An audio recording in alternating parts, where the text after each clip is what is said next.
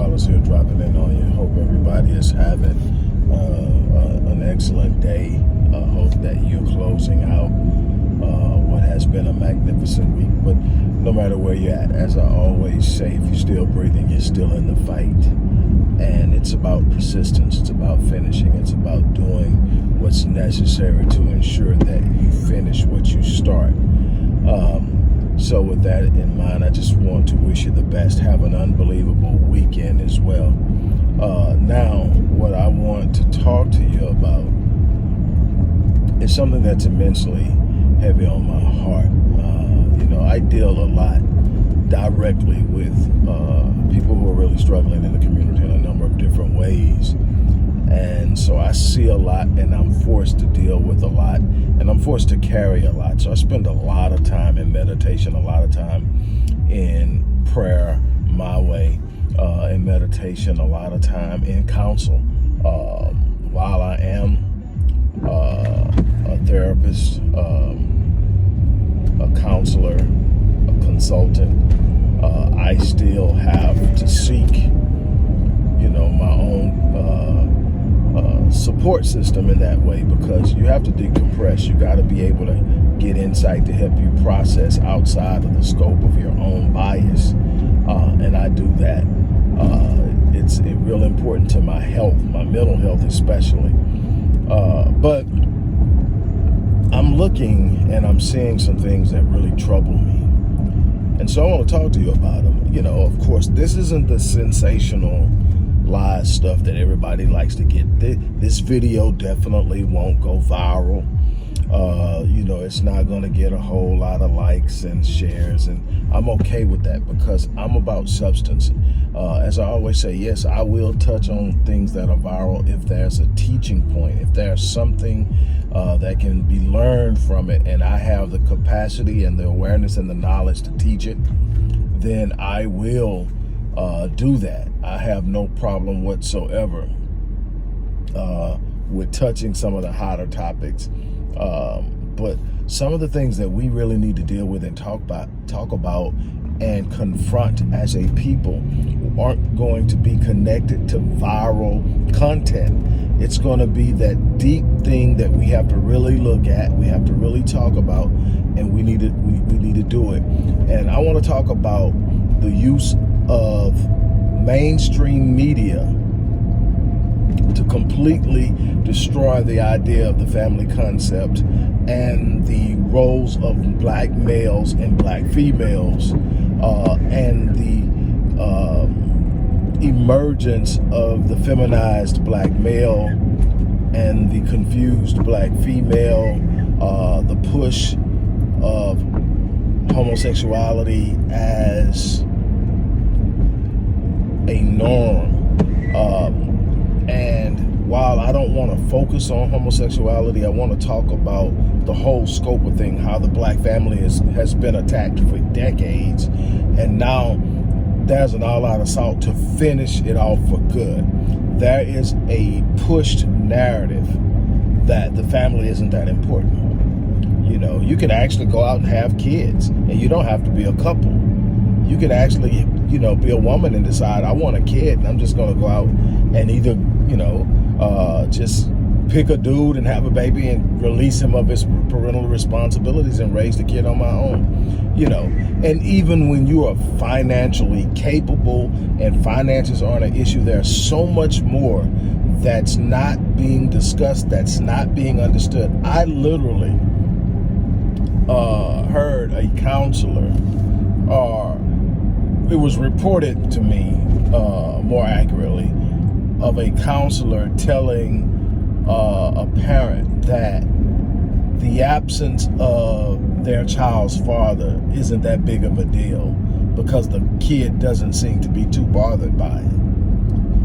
And that's a counselor, that's a mental health quote unquote expert. And it goes to show that all mental health quote unquote experts or specialists aren't created equal. Anybody worth their weight in salt understands the massive importance of the presence of both parents, the presence of both masculine and feminine energy, the presence of nurturing and disciplinary forces, and so much more, a sense and source of identity for male and female progeny.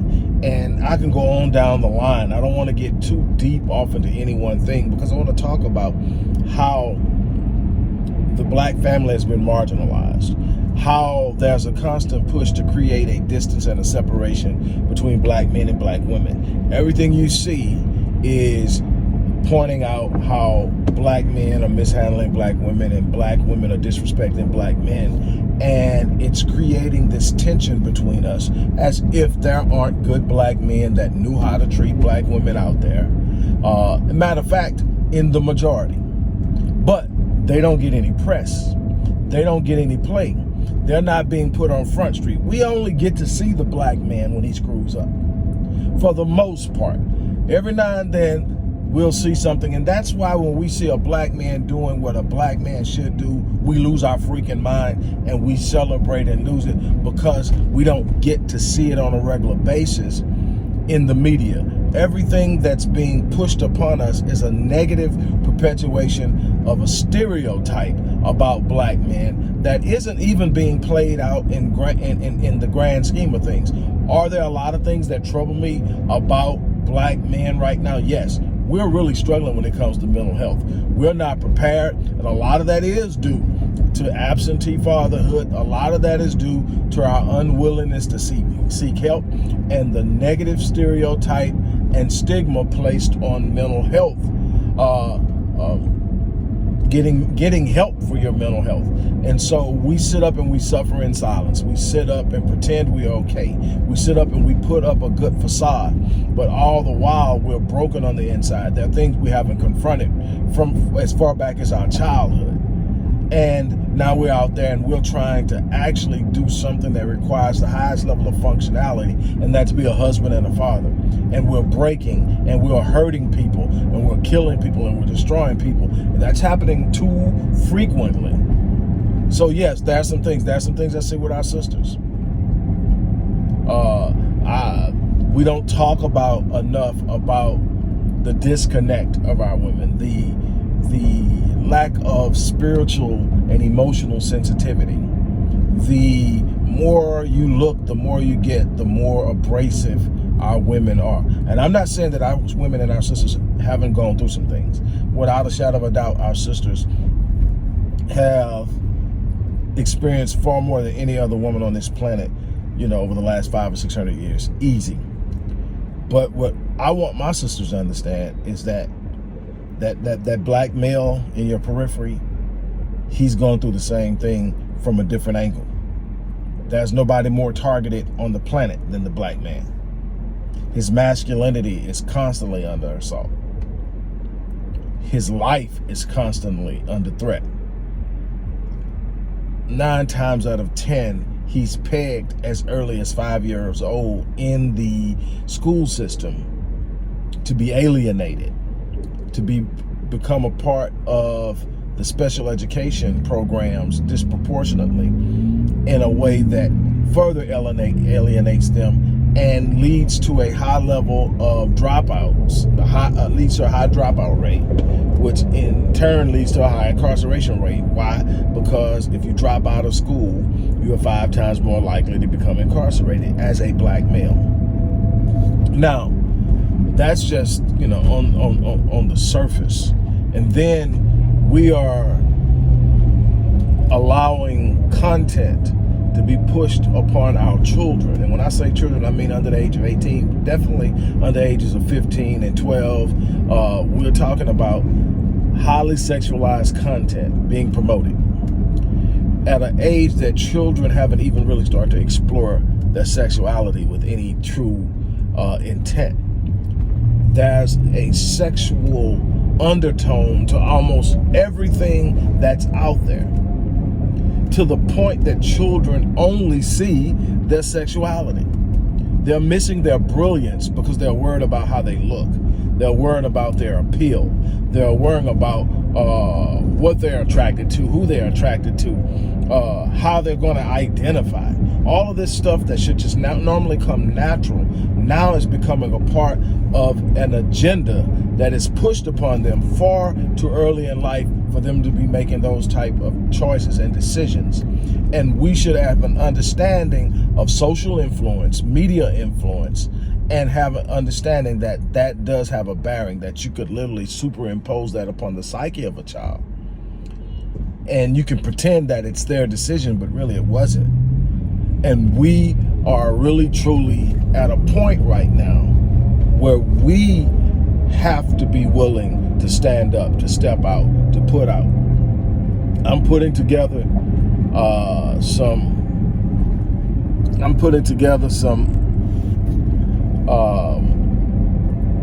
research to go on top of the thousands upon thousands upon thousands of hours of research I've already done. I am currently working on updating the blueprint for Black empowerment, which is on the Odyssey Project site.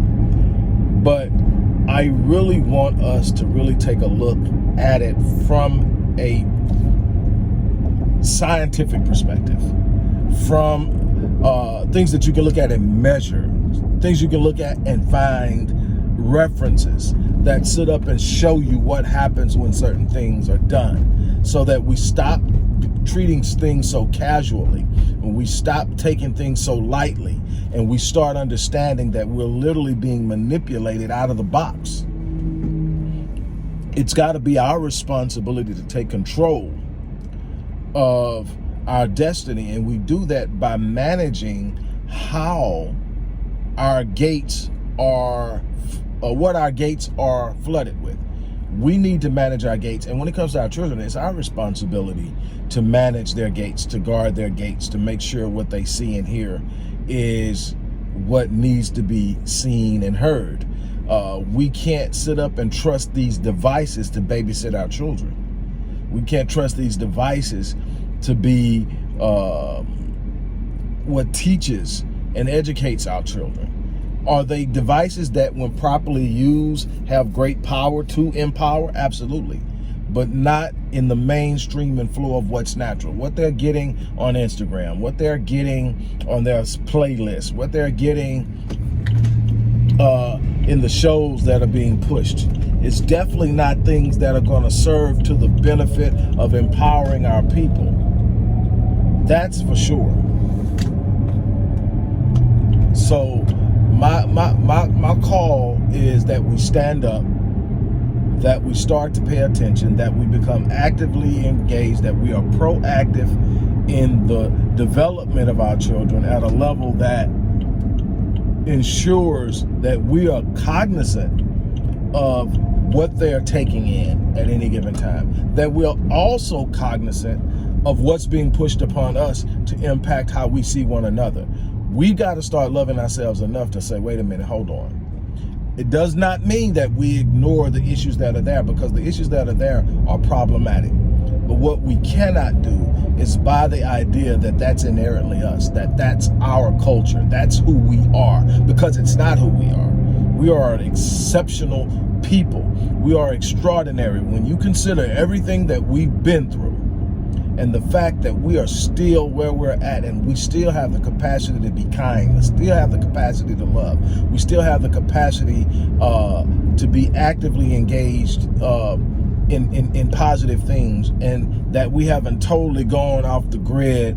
But we do have issues that we have to deal with trauma. That's one of the things I spend a lot of time on, and we need to deal with that. And I'm doing research on trauma now, which I've been doing for I don't know how long.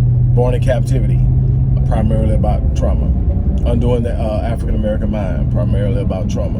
I've been doing this a long time, and I get it, and I understand it, and I know it's there, but we've got to be in a position of where we can deal with it, where we can heal.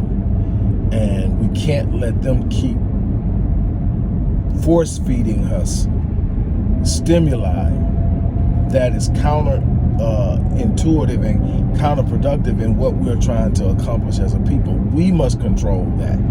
and it's up to us. So I just wanted to reach out to you. I meant to do it earlier today while I was still in the office, but there was so much going on. So I wanted to do it before I got to my next destination. On another note, we definitely need your support. Look in the description box of this video and show some support for the work we're doing in the community, for the work we're doing in research, for the work we're doing in content procurement, content creation and development, for the empowerment of our people across multiple platforms. We need your support right now. I'm asking you to stand up and show mad crazy love for the work we're doing. On that note, I'm about to get out of here. You guys have an unbelievable weekend.